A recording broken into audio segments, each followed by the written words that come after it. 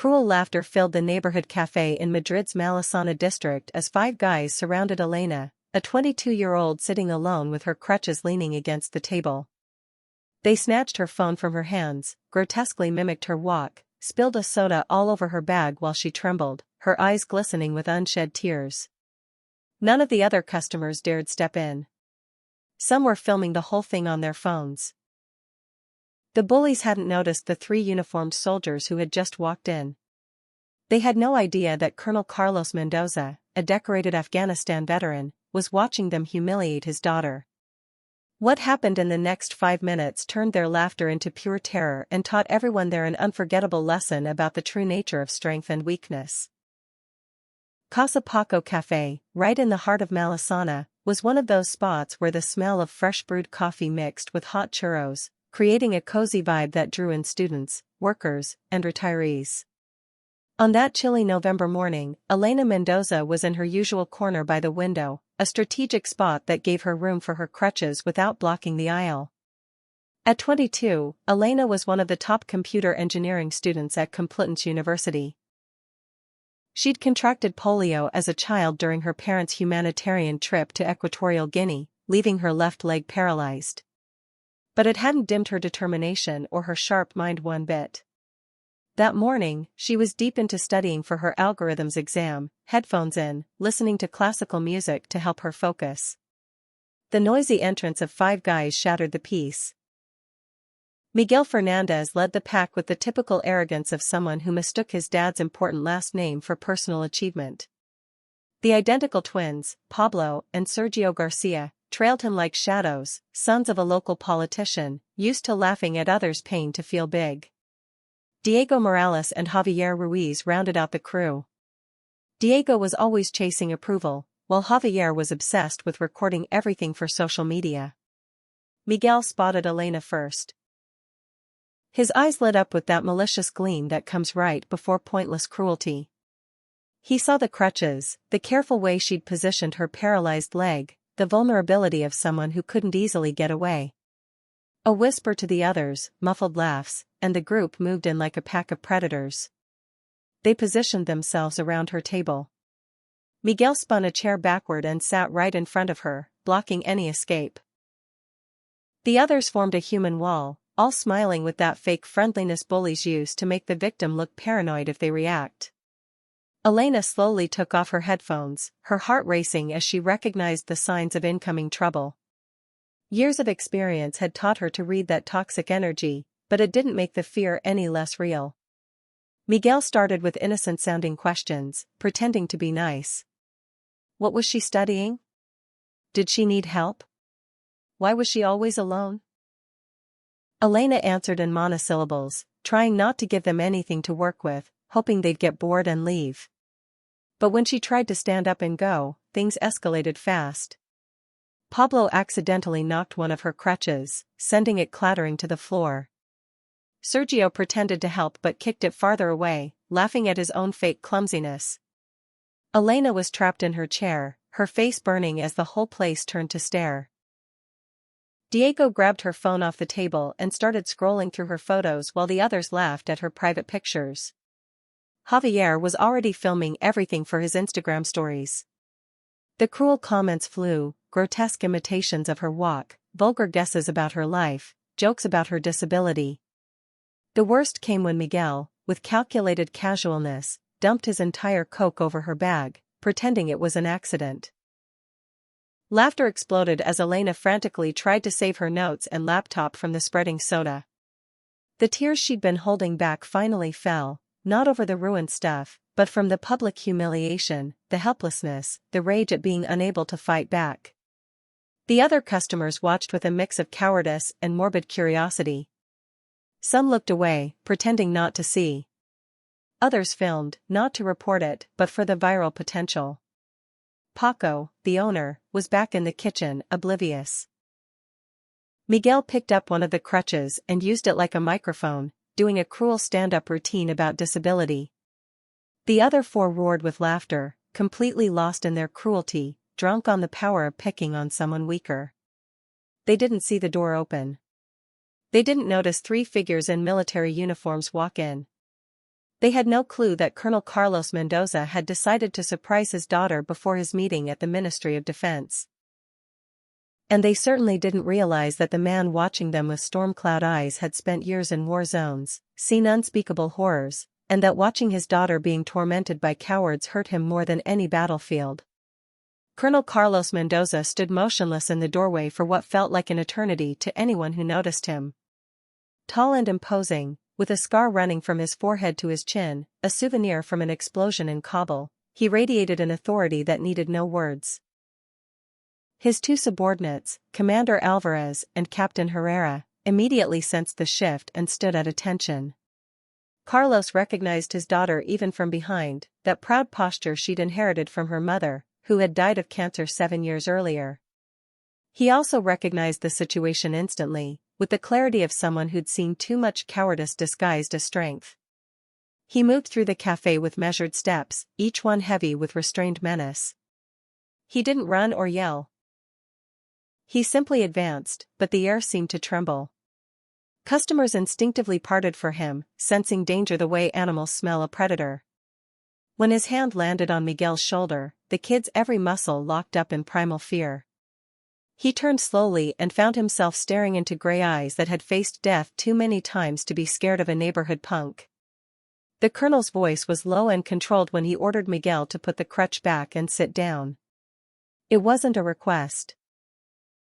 Miguel obeyed with shaking hands while the other four froze, unable to process the sudden reversal.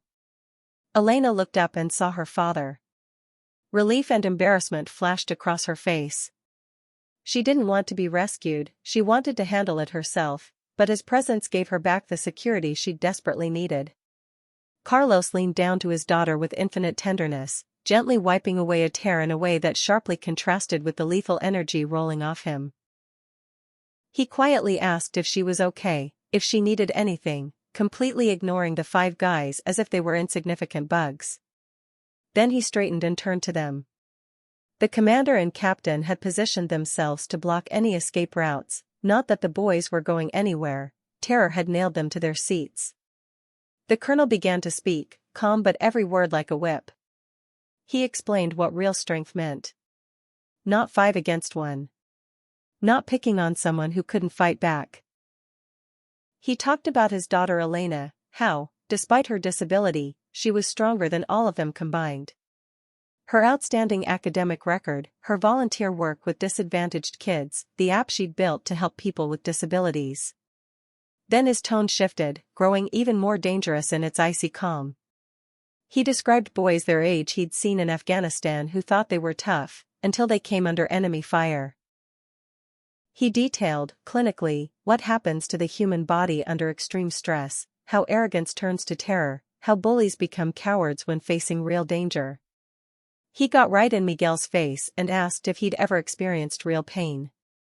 Not the frustration of not getting the latest iPhone, but broken bones, muscles that don't work, having to relearn everything from scratch. The kid shook his head, his voice dying in his throat. Carlos told them how Elena got polio at age 3, how doctors said she'd never walk, the years of painful physical therapy, surgeries, nights spent crying. And now that little girl was in college studying engineering, building a future. While these 5, with their privileged lives, what were they doing? Tormenting someone they saw as weak to feel strong. Javier tried to hide his phone, but Carlos demanded it with a gesture that allowed no argument. He watched the recorded video, then methodically deleted everything in front of the terrified kid. The whispered threat that followed was crystal clear: if he ever found even one photo of his daughter online, he'd make sure the kid's entire digital existence disappeared. The atmosphere in the cafe had turned electric. Customers had stopped pretending not to watch and stared openly. Some, ashamed, lowered the phones they'd been using to film.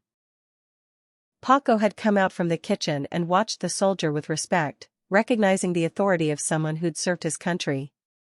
The colonel addressed the whole room, his voice filling the space without needing to raise it. He spoke about the complicity of silence, how everyone shares responsibility when they don't stand up to injustice, how it only takes one brave person to stop evil, but everyone preferred to look away. He turned back to the 5 boys and ordered them to introduce themselves, not with names, but with their accomplishments. What meaningful thing had they done in life? What challenges had they overcome? What made them worthy of respect? The stammered answers were pathetic. Miguel mentioned grades bought by his dad. The twins talked about sports they'd quit after high school. Diego couldn't come up with anything. Javier cited his Instagram followers, which almost drew a bitter laugh from the colonel. Carlos laid bare their empty lives. 5 privileged kids who'd never had to struggle for anything, who confused inherited advantages with personal merit, who needed to crush others to feel like somebody. He summed them up in one word that hit like a slap: cowards. Then he did something unexpected. He ordered them to sit and listen to Elena's story. She protested at first. She didn't want to share her life with them, but her father gave her a look that said, "Trust me." Her voice started shaky but grew stronger as she told them about the trip to Equatorial Guinea with her doctor parents, the illness, the years in hospitals.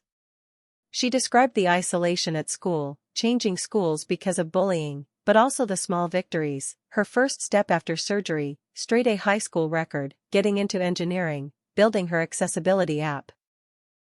She talked about losing her mom to cancer as a teen, how her mom taught her that true strength is in the spirit, not the body. About her dad showing her that falling doesn't mean you're defeated. About moments of despair and how she always found a reason to keep going.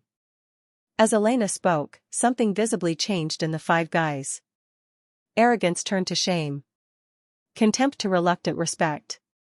Diego's eyes were wet. Sergio looked at the crutches differently now, seeing them as battle scars, not weakness.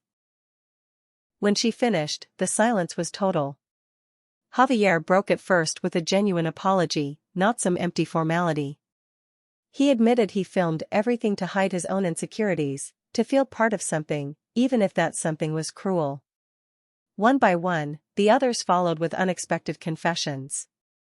The twins revealed a life of constant competition forced on them by their dad. Diego admitted his sister had a disability that he'd hidden out of shame. Miguel, stripped of all arrogance, confessed he'd grown up believing money was the only measure of a person's worth. Carlos watched the exchange, then stood. He told them they had a choice: walk out and forget this lesson, go back to their empty lives, or choose to change, use their privilege to help instead of hurt. The story of what happened at the cafe spread quickly through Madrid, not as a viral video, but as a whispered legend that grew with each retelling. For the people involved, though, the consequences were real and lasting. That same night, Miguel confronted his father for the first time. The argument was explosive, the son accusing the dad of raising him without morals, the dad calling him weak. The next day, against all odds, Miguel signed up to volunteer at a center for people with disabilities. The first weeks were awkward and humiliating, but gradually he met people who opened his eyes: Marcos, who painted with his mouth; little Julia with Down syndrome and infectious joy; Antonio, a legless veteran coaching wheelchair basketball. The twins took different but parallel paths. Pablo went into a deep crisis, realizing his whole life had been a performance for a father who constantly pitted them against each other. He started therapy, switched from economics to psychology, determined to understand what had made him so cruel. Sergio, free from his brother's shadow, found his own identity tutoring disadvantaged kids for free. When one of them told him he was the first rich kid who'd ever treated him like a person, Sergio knew he was really changing. Diego took the hardest road. He finally faced his sister Carmen, who has multiple sclerosis and whom he'd hidden for years. The confrontation was devastating when she told him how much it hurt to be a ghost in his life. He spent months rebuilding that relationship, taking her everywhere with pride, standing up to anyone who dared comment. Javier deleted all his social media accounts, a digital suicide for someone who lived for likes and views. He started making documentaries about people with disabilities doing extraordinary things. His first one, about Elena and her app, won a university award. Elena herself was deeply changed. At first angry about her dad's intervention, she later understood that accepting help isn't weakness. Her accessibility app attracted investors, and surprisingly, Miguel was one of the first, using his dad's money for something meaningful for once. Colonel Mendoza turned the incident into a case study at the military academy, teaching that true strength lies in protecting those who can't protect themselves, in using power for justice. Paco put up a sign in the cafe. "Everyone is respected here. If you disagree, please go somewhere else."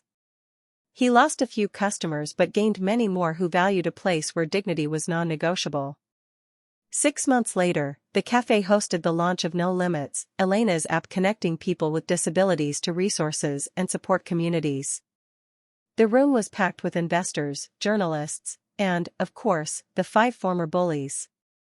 The change in everyone was obvious.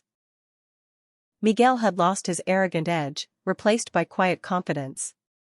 He presented his contribution, partnership secured through his dad's contacts, without seeking the spotlight. The twins arrived separately, a sign of their new independence. Pablo brought psychology colleagues interested in the app's mental health support features. Sergio came with some of the kids he tutored, proud to show them an example of determination. Diego arrived with Carmen, now part of the testing team. When someone asked who she was, he introduced her proudly as his sister and one of the smartest people he knew. Javier was documenting the event, not for views, but to capture real stories of transformation. The most emotional moment came when Colonel Mendoza spoke. Usually reserved, he talked with a moved voice about his daughter's forgiveness and how these 5 young men had found the rare courage to change in a world ruled by ego and pride. Elena stood that day without crutches, using a high-tech brace she'd designed herself. She thanked the 5 guys, saying forgiveness doesn't erase the past, but it builds a different future. Each had contributed uniquely, Miguel with business contacts and inclusion insight, Pablo with psychological understanding, Sergio with educational experience, Diego with the perspective of a sibling, Javier with the ability to tell inspiring stories instead of humiliating ones. During the reception, real conversations flowed.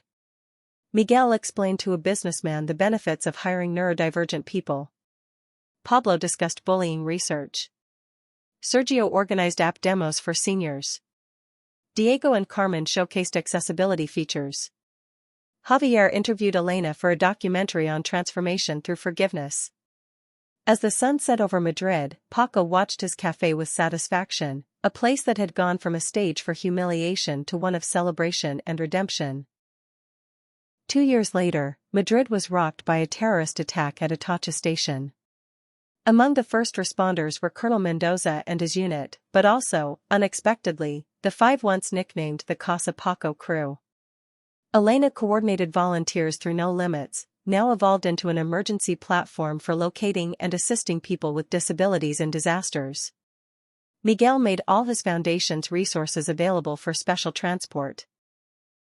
Pablo provided psychological support to survivors, drawing on empathy gained from confronting his own past cruelty. Sergio organized civilian helpers, turning chaos into coordinated aid. Diego and Carmen worked as a team, she spotting trapped people via social media, he guiding rescues. Javier's footage helped first responders assess situations in real time. During the rescue of Marta, an elderly woman in a wheelchair who was trapped, the circle closed completely.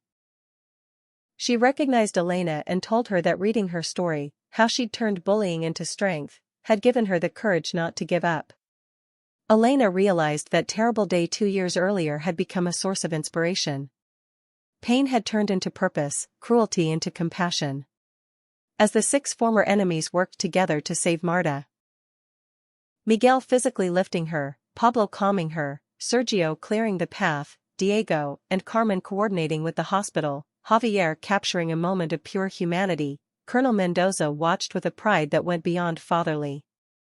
That night, exhausted, they gathered at the cafe, now turned into an emergency dining hall by Paco, sitting at the same table where it all began. They were bound by something deeper than words. From bullies and victim, they'd become a chosen family. Miguel broke the silence, saying saving people with disabilities had taught him true strength is in choices, not the body. Pablo added that bullying comes from fear of being weak, and only by facing your own fears do you stop projecting them onto others. Sergio said giving is more powerful than taking. Diego looked at Carmen and said she'd taught him disability is just a different perspective on life. Javier put away his phone, admitting the most powerful stories are the ones that inspire, not humiliate. Elena looked at these guys who'd once hurt her and were now inseparable from her life. She said forgiveness had been the hardest choice, but also the most freeing.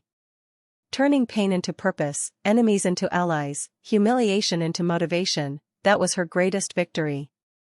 The colonel raised his glass in a toast to the future, to what they'd become, to proof that people can change. The colonel raised his glass in a toast to the future, to what they'd become, to proof that people can change. As the radio talked about the unsung heroes who'd saved lives in the attack, no one knew those heroes were sitting right there, where a story of bullying had turned into one of redemption 2 years earlier. At Elena's graduation 2 years after that, the scene was symbolic. The colonel on her right, Miguel on her left holding flowers, the other 4 taking part in the ceremony.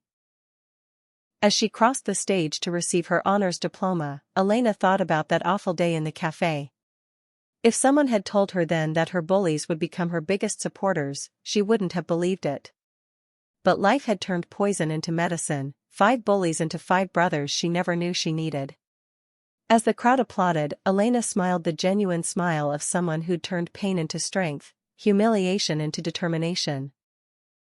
The story became an urban legend in Madrid, but for those who'd lived it, it remained proof that change is possible, forgiveness is powerful, cruelty can become compassion, and sometimes your worst enemies can become your strongest allies, if someone has the courage to hold up a mirror and they have the courage to look into it.